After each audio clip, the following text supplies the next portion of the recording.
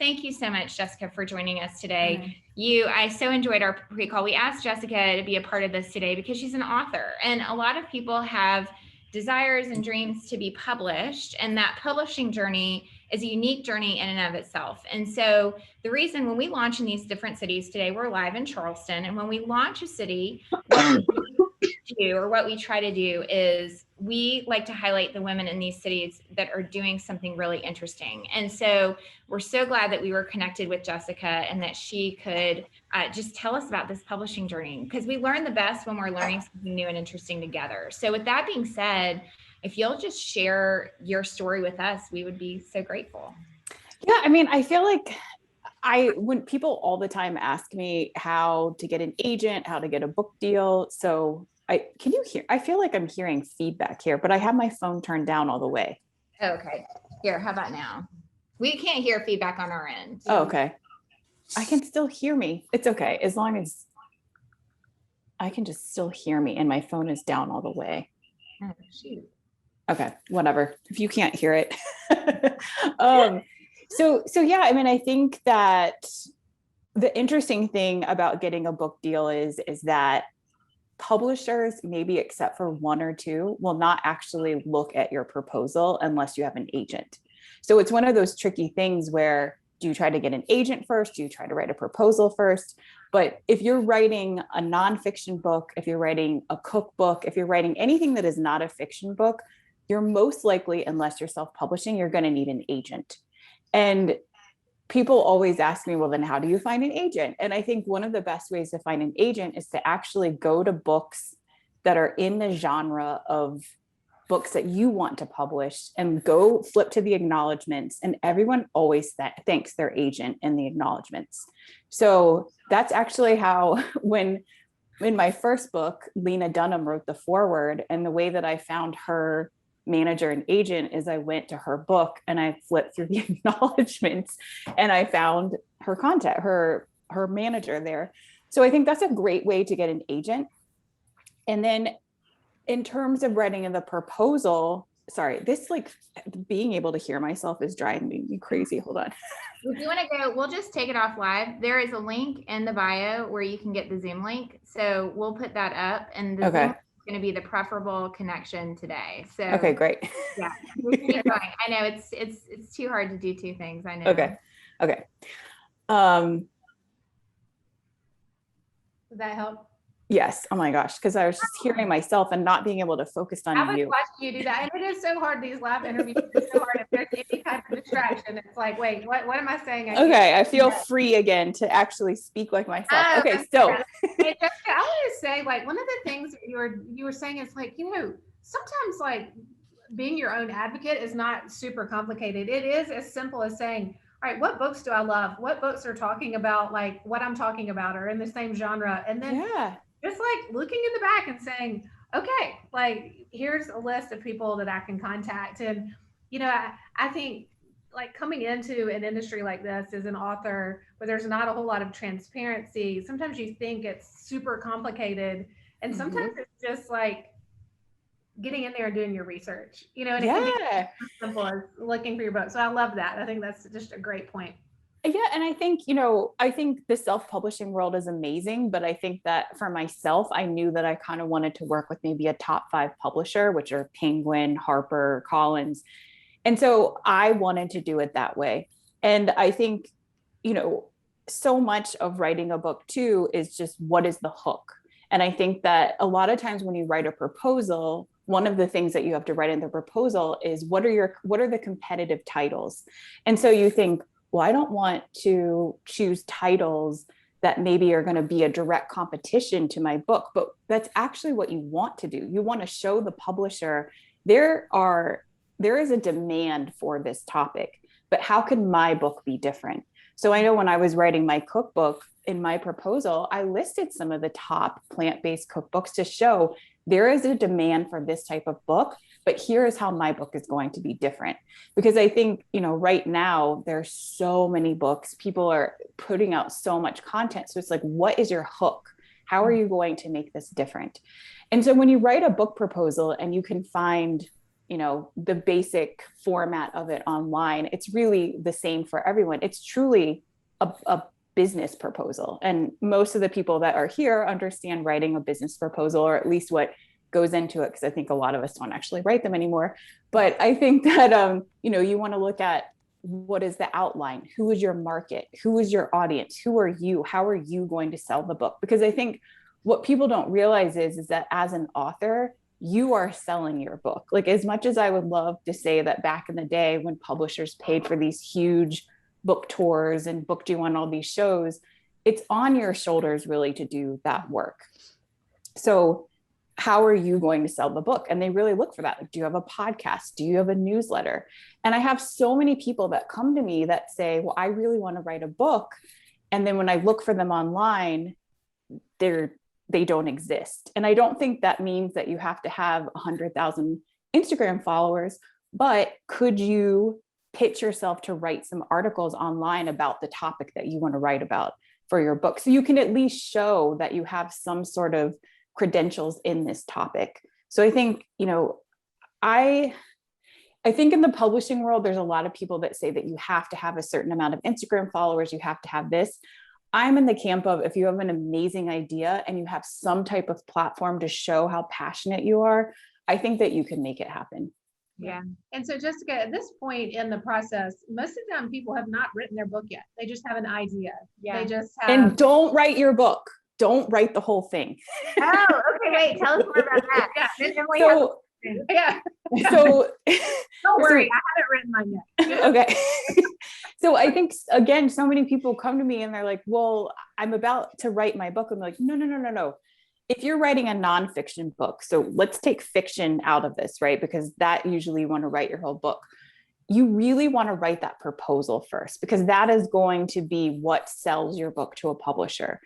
Publishers are not going to accept your full-blown manuscript because they want to have a little bit of input in that too. So you want to write your proposal before you write the whole book. And what's great about an agent is they're going to help you sort of fine-tune that proposal and fine-tune your idea, because they know what's popular in the market and they know what editors are looking for. So I know with my books, my agent always tells me, you need to brag more about yourself. And with my last book that I put out, I was getting a little bit too what I thought I wanted the editor to see. She's like, no. She's like, go back. You're cool. This needs to be cooler. So it's, your agent can kind of help you craft it too. So don't write the full book unless you want to self-publish. Great advice. And people don't know. I mean, we don't know things until you ask. And that's why it's so helpful to hear your thoughts on this, because I do think also, over the last year with COVID, and which will probably continue on for a little while longer, we've all had a little bit of downtime to think through, different avenues that we want to explore. And for a lot of people, it's writing books. And I think this is really helpful, because in my mind, I should have had it written before I ever went to. No, don't do it. Yeah. That is such good. That is like the tip of the day, because we did not know that. I mean, we really didn't. So thank you. And I think I'm so excited to tell you guys this, because I don't think people know this. So after you finish your proposal, your agent is like, great, this is ready to put out. He or she will take it out to maybe the top 10, 20 editors that they think would be a good fit for your book. If those editors want to pursue it more, then you will have meetings with each one of those editors. So my first book, I actually went to New York. I did all the in-person meetings. For my second book, they were all over phone calls. And then if people are interested in you from those meetings, let's say you have 3 or 4 editors interested, then your book goes to auction. And what happens is it's kind of like an auction where people bid on your book. And then this is kind of the shady part, but the top bidders will go to the top, but they don't know if they are actually the top bid. So the agent will say the top bid is $100,000, but they don't know that if they're the top bid or if somebody else also bid $100,000. So then ultimately at the end, someone could say, okay, Wealth Edit book, we're going to give you $150,000 for your book. but maybe you didn't love that editor as much as the editor that offered $80,000. You can also choose which editor you want to go with too. Interesting. Yeah. What, on a scale of 1 to 10, how great of a writer do you have to, this is going to sound so, but I think that, you know, what we realize on the Wealth Edit is there's a lot of women who are like, I have this idea, but it's like a confidence thing, you know? I mean, it really is. And I'd say 90% of the time, at least through the lens that we're looking, which is like, hey, we want women to talk about money, be good with money, all the things. You know, what if you have an idea, but you're like, oh, I don't feel strong as a writer. I've never thought of myself as a writer, you know, but you have a great idea, have a great point of view. Well, here's another shocker for you all. I'm not going to say most, but a lot of authors do not write their books. Oh. So I once moderated a panel at South by Southwest, and there were 4 doctors on the panel. I was the moderator. Not one of those doctors actually wrote their book. Yeah. Somebody else wrote their book. So you can pay a ghostwriter, you can pay a contributor. If you have an amazing idea and you're able to get a big enough advance where you can bring someone else in. And when I say they didn't write their book, you know, it was their ideas, right? But you can definitely hire someone like one of my friends, Rachel Holtzman, who is an incredible writer. She actually writes other people's books for them. So if you look on her website, you can see like she wrote Kate Hudson's book, she wrote Tiffany Amber Thiessen's book, and these are their ideas, but she's able to get it onto the page for them. Yes. That's really helpful to know. Yeah. I think it is. Oftentimes we have something we want to say. And I was actually having a conversation with a sweet cousin who loves to write. And so she was like, I want to write a book. Mm-hmm. And we were kind of like thinking through all these things. And she said, but do I have to write the entire thing or can I? And it, you know, so I think a lot of people are wondering this. And so, all right, so let's say you choose your editor and they're going to give you $100,000 for your book. What does that mean? Like, how do you get the $100,000 and when do you get it? Okay. And I will say that most people are not getting $100,000. I just talked to one of my friends yesterday who I think has the most beautiful book that was put out last year. She got paid $17,000. So advances aren't exactly as high a lot of times as you think, especially for first-time authors. And her and I were talking, her book was 4-color, beautifully shot, and she had to pay all of that out of pocket. Mm-hmm. So $17,000 doesn't go very far for a cookbook, especially when it's broken up into 4 checks. So usually with advances, you get a check upon signing the deal. You get a check when you deliver the book. You get a check when it comes out. And a lot of times you can get a check when it's been out for a year. My first book, I got 4 checks. My second book, I got 3 checks. And, you know, a book writing process can take between 9 months to 2 years. So if you think about it, let's say you got $50,000, that is spread out over a year and a half. It's, you know, and I think that's the thing with book writing is I think people see people on Instagram. I think that they're excited because they see that they're doing all these things. They're on a book tour, but that $50,000 is not paying the bills for 2 years. Mm-hmm. So then what do you do? Like, tell us about your journey, because I'm sure that you learned the School of Hard Knocks, like we're learning over here about technology. So tell us how you think through this. Well, I mean, I know for my first book, my photo shoot for the cookbook was $40,000, and that came out of my advance. So when I owed that $40,000 to the photographer, I had only gotten a $25,000 check. So I didn't have the money to do that. I actually had to borrow money to pay that photographer. So while I was writing my book, I was doing partnerships with different brands. I was doing side hustling. I was doing podcast hosting. So I think that for a lot of authors, they can't live off of just their advance. Yeah. So you kind of have to do a couple of different things. And, you know, that's not to say, I mean, there are people that are getting big deals that are able to live on that while they write, but that's pretty rare these days. Yeah. Well, so tell me, what other expenses are there in publishing a book that you had to pay for outside of the photographer? Yeah. So for my cookbook, it was, photographer, styling, food. Like you have to think about, like, you have to pay for all the food for the recipe testing. And when you're recipe testing, especially a cookbook, because the internet will destroy you if a recipe does not work out, you want to make sure that it does work out. So, I had a lot of different recipe testers, and that's something that you can pay for. I chose to go to my community and say, hey, could you guys test these recipes? So I had about 70 recipe testers, which was a whole other organization thing. So you can definitely pay a recipe tester. For my latest book, because there's no photography, the only expense that I had was I did pay a contributor that I used a lot of her time. And so that was something that I offered to her.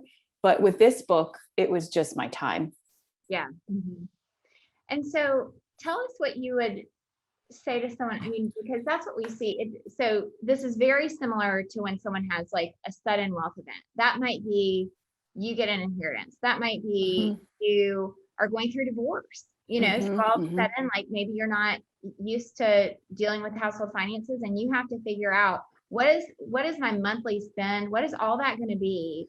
Yeah. It has to last longer than what you might think it does. I mean, that's a very similar story to what you're telling here. Is like you get a nice amount of money, but then after that, you have the expenses that go along with the book. Like that money has to stretch and be allocated in different ways in order for it to be the most successful. And in this case, for you to sell the most books, which you're right, you are the person that's going to sell them, right. Because the publisher is going to move on and move to other areas. So like, tell us kind of about that. How did you learn to allocate that way or think through it? Well, I mean, it was definitely a learning process. I mean, I was just that friend that I was talking to about her cookbook expenses. It was like, when I was testing recipes for my first cookbook, it wasn't until the end of the book that I realized, okay, so if I'm making a sweet potato recipe, I should probably make all of the recipes that have sweet potatoes on the same day,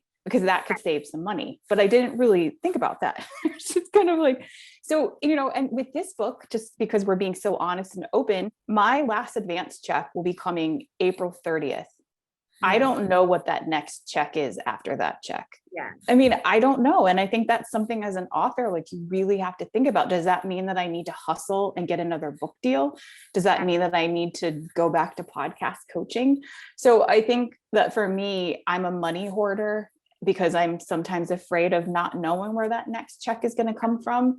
But I think as an author, you really have to think about, so I got a $20,000 chunk. What happens when taxes come? Yeah. I need to really put some of that aside to make sure that I'm not spending it all and being like, oh, I'm an author, I got this huge advance check. So I think you need to plan for taxes. And I think you need to plan for what happens after your last advance check. Yeah. That's a good one. And what does happen? I mean, are you negotiating on the front end? Like what happens once your advances you've gone through that whole cycle and now you're just selling your book? How do you negotiate for that after time? So it's definitely in your contract. It's kind of a confusing phrase. It's called selling back your advance. So people are paying back your advance. So people think that you're actually like paying that back, but all it means is that whatever your advance was, you sold that many books, but that's at a very low rate. So it's not, my new book is $20. I'm not paying back my advance at $20 per book. It's a much lower fee. Mm-hmm. So after you pay back all that you've sold, which again, if you're getting a big advance, a lot of times people never pay back their advance, then you start getting royalties on each book. So I have a friend that has a cookbook that's been out for 3 or 4 years, and she's now getting royalties on the book. It's not, a huge amount of money, but she's also like, it's kind of nice to get checks in the mail, unexpected, But I think that's the other thing is I think people think like, I'm busting my ass right now to get on podcasts and to do interviews and do all this stuff for my book, but I'm not making more money from doing that. Like ultimately I'll pay back my advance, but that's just me personally wanting this book to be successful. So, it's funny. one of my friends that's an author said, people are like, well, you're just trying to sell books and you're trying to do it. She's like, yeah, I am, because I want to help people. I'm not getting more money by being on all these podcasts. Well, so speaking of, and shifting gears just a little bit, tell us about your new book. Oh, okay. Yeah.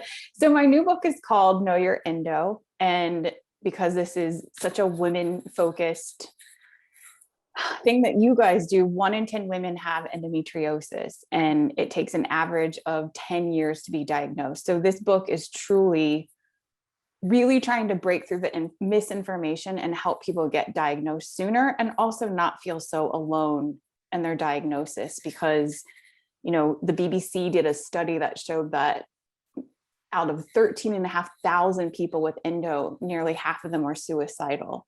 So this is not just a physical condition, it is a full body mental condition. So this book is so important to me. And I mean, I loved writing a cookbook, but this one just feels like a love letter to everyone that's ever felt alone. Yeah, that is amazing. So what is the main focus of the book? Do you go into the actual needs and here, I brought it to show just in case. Oh, I just got final copies. But yeah, the first half of the book really dives into what endometriosis is. I mean, there's doctors still telling women to get pregnant as a treatment. That is not a treatment for endometriosis. It's 2021. We should not be told that anymore. So the first half goes into the misinformation, and then the second half are management tools, stress management, movement, food, because there is no cure for endo and we cannot stop it from growing, but we can at least do our best to try to manage it. And I mean, it took me a very long time to learn how to do that, but I am sitting upright in this chair because of the tools that I use. Yeah. Oh, I love that. That's amazing. I mean, I actually struggled with that when I had, yeah. So I have 2 girls now, 16 and 14, but it was a long road to getting there. And there, 16 years ago, even there was not a whole lot of information. And it was the same thing. Everybody said, oh, well, when you finally get pregnant, it's going to get so much better. But I also had a group of women that were walking alongside me that there's real friendships that develop just simply by going through it together. That I still and what a gift to your daughters too, because and I'd love to send you a book so you can kind of be ready for them, because it's just so many of us, our moms are our period role models, right? Like my mom for sure had endo undiagnosed. I thought it was normal to bleed through your pants. I thought it was normal to black out from your period. So that's what so it's kind of cool now, better, and you're going to be able to teach your daughters better too.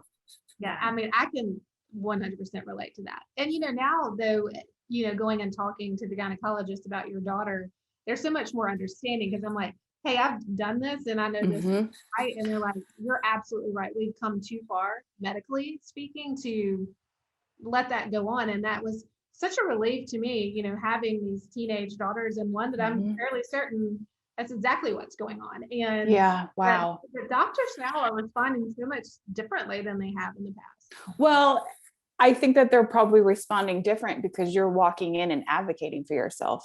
Yeah. Like you're saying, no, this is how it is, because a lot of people don't have the confidence to do that. And that's another thing that I want my book to do, is give people more confidence with that power dynamic with their doctor, because you can say no, and you can say, this is what I think I have, and not be dismissed. Right. Absolutely. And another thing that we've seen is like diet really has, and that's with you personally, has that helped you? Even with one of my daughters. Wow. It significantly changed. Okay. Well, I'm sending you both of my books, because my first book is all about how diet, helped me not get a hysterectomy. So yes. That's amazing. Well, thank you so much for being with us today. Yeah, thank you. We love to ask people this. We've put together this amazing group of women in Charleston that I'm just so happy that we get to know. It's such an honor. And so tell us why you said yes to the Wealth Edit. It's our favorite question. I said yes. And you remember in the email I sent you, I was like, I just want to be honest about this stuff because I was hoping that you would be honest, because I think what you guys are doing is just being more transparent, because there's so many panels and girl boss and all these things that are like, but what is your business actually doing? Like, are you actually in debt? Are you waiting for your last advance check? Are you freaked out about that? We need to just be more honest about these things. And I was glad that you were open to being honest about that.